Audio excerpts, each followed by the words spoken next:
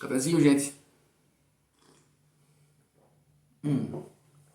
Gente, nós temos sonhos, não é? Nós temos desejos, quimeras, não é? Desideratos profundos, muitas vezes aí até que beira, né, ao impossível. Então, eu também tenho os meus. Também tenho os meus sonhos, os meus desejos e tal. E vou compartilhar um deles com vocês, tá? Eu gostaria muito, quer dizer, é um sonho que este vídeo chegasse à sua excelência, o ministro da Educação, o senhor Camilo Santana. Gostaria muito que chegasse a ele, porque esse vídeo vai ser um vídeo crítico, crítico à sistematização da educação no Brasil no que tange a grade curricular literária nas escolas. De quinta a oitava até a nona agora, né? De quinta a nona, me perdi nisso. E de ensino médio, né? A grade curricular literária, os livros de leitura obrigatória para as crianças e adolescentes. Não precisamos mudar isso de uma forma brutal, de uma forma absoluta, né? Eu vou dizer a vocês o porquê, conferindo o microfone, que tá ligado, tá ligado. Gente, muito obrigado a todos vocês que acompanham o canal, a vocês que já são inscritos, agradeço muitíssimo. A você que ainda não é inscrito, peço a sua inscrição, ela é fundamental aqui para que prossigamos, né, nesse caminho. Peço que curtam o vídeo, compartilhe e também acione ali a sinetinha das notificações para que vocês não percam nada, não percam nenhum conteúdo que publicamos aqui com bastante frequência. Gente, o tema do vídeo, o objeto desse vídeo é muito sensível, é muito crítico, tá? É muito grave, é muito grave. Gente, nós vivemos hoje, e aqui eu vou falar do Brasil especificamente, uma onda que parece interminável de uma burrice indescritível. É forte, é pesado falar isso, não é bom falar isso, mas é o que é. Nós precisamos enfrentar esse problema, né? Nós precisamos, encarar esse problema com a devida atenção, né? E o primeiro passo para isso é reconhecermos que o Brasil vive, né, em uma estupidificação progressiva. A cada dia que se passa é uma burrice a mais, né? É um pontinho na escala da burrice que aumenta. Isto, para além de ser muito triste, para além de ser uma coisa desesperadora, é uma coisa cujas consequências são ainda mais pérfidas, né? Um povo estúpido, um povo que não tem apego à cultura, à leitura, à literatura, é um povo fadado ao mais ignóbil insucesso e já estamos vendo isso no Brasil. Ou vocês acham que todas as crises sociais, que as misérias sociais, que os problemas, que as desinformações e tudo mais não têm uma origem? Claro que tem! E a origem é essa, né? Esse progressivo emburrecimento. Gente, eu quero dizer nesse vídeo que chegamos a esse ponto terrível de pobreza intelectual. Veja, tudo, né, quer dizer, nós podemos aqui elencar vários motivos, fatores, mas todos irão convergir para o motivo principal. Sabe qual é? A aversão, não é? A resistência à leitura, à literatura. Este é o cerne do problema, gente. Veja que o problema atual, essa desgraça atual, ela é tão séria, tão grave, que este vídeo aqui, que essas ponderações aqui, podem parecer desinteressantes, insignificantes. O que esse cara está dizendo? Uma leitura responsável por toda a desgraça? Sim, e é tão problemática a situação que esta noção de que isto aqui é desinteressante é uma das suas principais consequências malignas. Né? As pessoas perderam mesmo a noção do quão fundamental e vital é a própria literatura. As pessoas, o brasileiro não gosta de ler. Né? O brasileiro tem aversão a isso aqui, ó. Não gosta de ler, tem resistência. Prefere fazer qualquer outra coisa do que ler um livro. Isso é muito comum, gente. Sabe? Faça uma experiência no seu círculo de amizade. Fala assim, você prefere ver um filme ou ler um livro? Eu lhe garanto que de 50 amigos que você perguntar isso, um vai dizer que prefere o livro. E olha que eu estou sendo generoso aqui. Porque isso é uma coisa sistêmica, endêmica. E o responsável por isso, obviamente, é o pós-modernismo que tomou de assalto todo o Brasil. Então veja, você pode pegar pessoas de uma faixa etária até mais avançada e tal, que não gostam de ler. Não gostam, não tiveram esse hábito e tal. O porquê disso? Porque na sua tenra idade, que é o momento de se aflorar este amor à própria literatura, né, eles foram mal educados, eles foram mal direcionados. E isso é responsabilidade do governo, do Ministério da Educação. E hoje isso está muito pior. Isso é uma coisa absurdamente terrível. Gente, o governo federal, por meio do Ministério da Educação, precisa compreender filosoficamente que nós estamos em um pós-modernismo. Que as nossas crianças e adolescentes estão enleadas em um pós-modernismo que mudou completamente suas inclinações, seus interesses, etc. e tal. Uma era informatizada, uma era digital, advento da internet, tudo isso corrobora a ideia da mudança de inclinações das crianças. Internet maravilhosa, eu amo a internet, não seria nada sem internet. Mas nós temos que compreender que a internet e todo o processo de informatização, ele corroborou sim, não é, para esta mudança de inclinações e de interesses das crianças. Hoje o negócio é TikTok, é dança estúpida, é não sei o quê, tudo isso. Mudou-se, as coisas mudaram. Me parece que o Ministério da Educação não compreende isso. E uma coisa tão óbvia, tão elementar. Então veja, vamos aqui ser mais específicos. A minha crítica é na formação literária de nossas crianças e adolescentes. Porque é a partir deles que podemos ter uma esperança de derrubarmos esse pós-modernismo empobrecedor. É só com eles que nós podemos mudar, nós temos que preparar essa geração. E isso é muito sério, isso é muito grave. Né?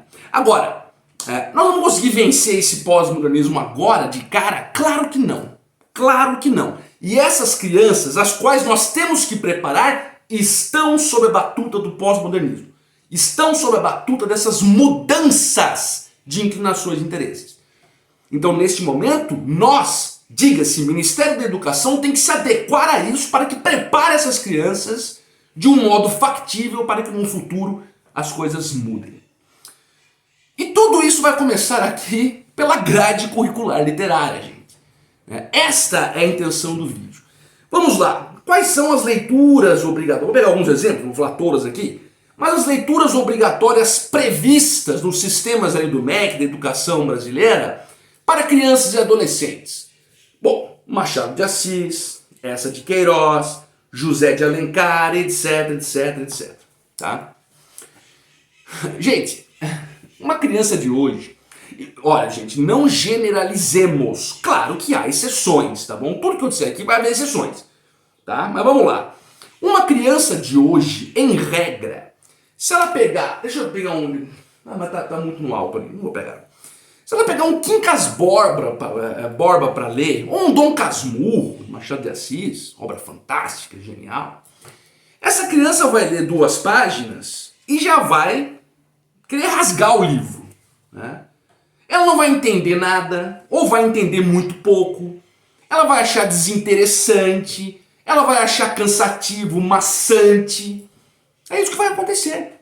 Por quê? Olha, são livros, são obras com uma linguagem densa, com um condão histórico denso, com um condão psicológico denso, com uma profundidade redacional, textual, gramatical absurdamente notável. Coisas que uma criança odierna, coisas que uma criança e um adolescente que estão vivendo um pós-modernismo não estão preparados para compreender. Não estão preparados para compreender. Como eu disse, há exceções, né? Por exemplo, há crianças que já possuem uma formação doméstica, familiar, que já é inclinada para a literatura. Então, claro que as possibilidades que ela goste de ler, por exemplo, o Guarani, são possibilidades muito mais factíveis, né? Mas não é a regra. Eu mesmo fui uma exceção. Eu comecei a ler com Castro Alves e ali fui me apaixonando por literatura, etc. Mas nós temos que entender que isto hoje, especialmente hoje, nesse pós-modernismo, é uma exceção. Então você manter esta grade curricular literária é uma estupidez, um emburrecimento. Porque a criança não vai ler. Ou quando muito vai ler obrigada pelos pais, né, e vai ler com raiva, com ódio, com uma ira, com uma cólera, querendo acabar logo com aquilo e nunca mais vai pegar um livro. É isso que acontece. E com isso acontecendo, vai aumentando-se, vai acentuando-se a progressão da estupidez. Portanto, qual é a solução? Qual é a forma de mudarmos isso? É mudarmos exatamente o currículo literário, a grade curricular literária. Como eu disse, nós não podemos vencer o pós-modernismo emburrecedor agora. Nós temos que dar um jeito de preparar a criança para que ela goste de ler e assim se enriqueça a sociedade. Então, coloque literaturas acessíveis. Literaturas acessíveis para uma criança que vive na pós-modernidade. É claro, porque as possibilidades dessa criança se envolver de forma genuína com aquela obra serão possibilidades inúmeras vezes maiores. Inúmeras vezes maiores. Veja, eu sempre gosto de lembrar do professor Pierre-Louis de Piazza, um ítalo brasileiro, um homem de uma genialidade ímpar. Grande professor já falecido. Ele dizia o seguinte, uma criança de hoje, no caso vou adaptar aqui o que ele diz, uma criança que começa a ler Machado de Assis, começa a ler com Machado de Assis, ela não vai chegar a lugar algum, tá? Agora, uma criança que começa a ler Harry Potter, da brilhantíssima Rowling, né, ela vai chegar a Machado de Assis. Veja, Harry Potter é ruim? Imagina! É uma leitura riquíssima, gente. Nós temos hoje, né, uma oferta de autores que são brilhantes e que possuem, pela própria estrutura atual, uma linguagem muito mais acessível e muito mais adaptada às crianças modernas. E são igualmente ricas. Eu, por exemplo, eu sou aficionado por Stephen King, que é um autor contemporâneo. O Stephen King está lá com quase 80 anos, tal, me escreve até hoje, e é uma literatura riquíssima, magnífica. No que tange a contos de romances de horror, de suspense, etc. E tal, alguns um pouco diferentes, mas ali a sua especialidade, obviamente, é o horror, mas é uma literatura que, veja que uma criança de hoje, de 14, 15 anos, quando começa a ler, ela não vai querer parar de ler, né? Lógico. Porque ali as referências serão referências mais modernas, referências estruturais históricas mais modernas, né? Quer dizer, a aplicação textual e gramatical muito mais acessível, né? Então veja, nós temos opções para substituir esta grade curricular literária, para que então essas crianças e adolescentes possam começar a ler, apegarem-se à literatura e aí então chegar a Machado de Assis, a essa de Queiroz, a Dostoiévski, etc. e tal. Elas começarão com essas leituras, né, mais acessíveis, a elas mais acessíveis, e chegarão a essas riquezas do passado, que são verdadeiras riquezas, são coisas, quer dizer, de um valor inestimável. Machado de Assis, por exemplo, na minha concepção, um dos maiores escritores do mundo, não só do Brasil. Machado de Assis conversa com Dostoiévski, conversa com Flaubert, né? E agora, as crianças de hoje não estão prontas para receberem esta magnificência de Machado de Assis, por exemplo. Também, essa de Queiroz, tá aqui, bom, claro que eu tenho todos aqui. Vai ler O Primo Basílio, é uma história riquíssima, formidável, embora o Machado não achasse tanto. Mas veja, você dá para uma criança ler O Primo Basílio. Gente, o Eça de Queiroz ele utilizava gírias portuguesas do século XIX em sua estrutura redacional. Até pra mim, pra gente que já tem mais experiência com literatura, aquilo pode gerar um desconforto. Você imagina para uma criança de 14, 15, 16 anos. Vai gerar aversão, vai gerar resistência, ela vai pegar birra naquilo. Nós temos que, portanto, gente, aqui digo gente, mas claro, o governo federal, por meio de suas autoridades educacionais, por meio do Ministério da Educação, né, isso tem que ser reformulado. Isso tem que ser reformulado incontinente, para já, para ontem. Porque senão caminharemos nesta estrada da pobreza intelectual. Caminharemos mais adiante até chegar a um ponto que será irreversível, quer dizer, que não haverá mais regresso. Eu ainda acho que há tempo, Nós precisamos, portanto, gente, mudar isso, né? O que mais eu tinha para dizer sobre as literaturas atuais, é isso. Você tem o próprio Martin, lá do Game of Thrones, né? Na verdade, Crônicas de Gelo e Fogo, né? Que é aquela série. É um belíssimo escritor. É uma leitura deliciosa, densa também. Veja que ela é densa, mas ela com certeza é muito mais, digamos, palpável para uma criança do pós-modernismo, para um adolescente do pós-modernismo, do que você der ali um Esaú e Jacó do Machado de Assis para a criança ler. O Iracema, o José de Alencar, eu adoro o José de Alencar. O vocabulário do José de Alencar é uma coisa inimaginável. Quer dizer, você não pode, sabe? E uma outra questão também, agora para concluir mesmo, nós temos que, no Brasil, mais um problema desse currículo literário, escolar, é que, veja, são obras herméticas, mantém-se sempre na literatura brasileira e na literatura portuguesa, que são duas riquíssimas literaturas, sim, não tem a menor dúvida, mas não se abre possibilidade de uma leitura de outros países. Quer dizer, aqui eu citei a própria Rowling, o próprio Stephen King. Se você fosse voltar no passado, a criançada aí que sai do ensino médio não sabe quem é Charles Dickens, não sabe quem é Flaubert, não sabe quem é Dostoiévski, não sabe quem é Tolstói. Quer dizer, então, uma outra questão, né, nós temos que começar a repensar também a abrangência que vamos trabalhar com nossas crianças no âmbito literário. Né? Gente, é claro, aqui eu estou dizendo, né, de Flaubert, Dostoiévski, que também são autores lá do século XIX, que não seria, obviamente, adequado para crianças, tal como a crítica que se fez. Né? Mas eu estou aqui dando um exemplo que a literatura estrangeira, né, exceto a de Portugal, não é nem um pouco estimulada no Brasil, nas escolas. Isso tem que ser estimulado também, porque as riquezas são inefáveis, incontáveis, indescritíveis. Gente, eu espero que tenham gostado do vídeo, espero que vocês tenham compreendido o meu ponto, né, e realmente como eu gostaria que o nosso ministro da Educação ouvisse essas ponderações. Gente, fiquem à vontade para comentar aí no vídeo, para manifestarem-se, para darem sugestões, enfim, fiquem à vontade. Muito obrigado e até uma próxima. Valeu!